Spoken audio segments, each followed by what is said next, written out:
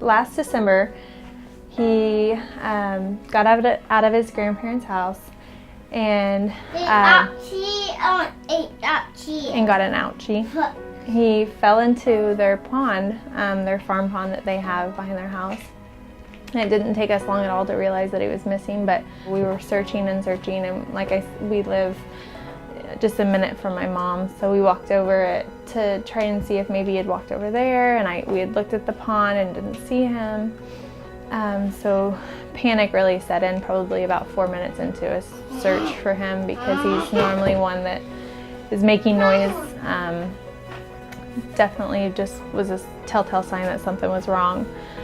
So my brother ended up with Allie. They went over to the other side of the pond, and that's where they found Kason floating upside down, face first into the pond.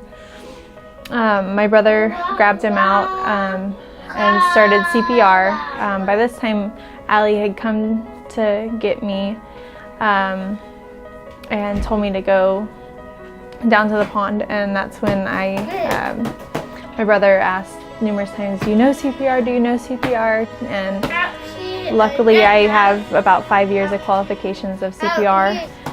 And so I continued CPR on Kason. We talked with Ben, the EMS, on the phone for probably about a 10-minute phone call. He walked us through CPR, had me slow down.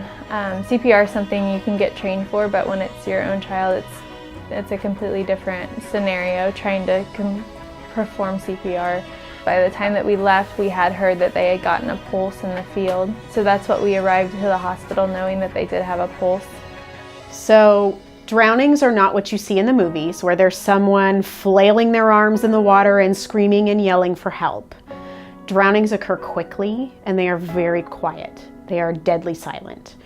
What usually happens is a child or someone who is in over their head and unable to keep their head above water kind of bobs up and down until they either pass out or they swallow or choke on enough water that they're submerged.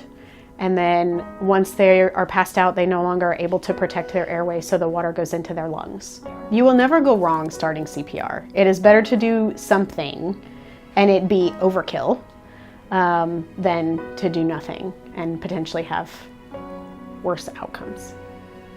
By the time we got to the hospital, we were asked to meet with the chaplain in the quiet room, and they would further discuss details of Kason, and so we kind of just thought that it was maybe just the worst. And after we waited for a while, one of the nurses came back to get us, and we went to go see him for the first time, and that was probably the hardest out of anything, is to see him in a little hat that somebody made just laying there, because he's just not one to lay around. That's not Kason. He doesn't do that very often at all.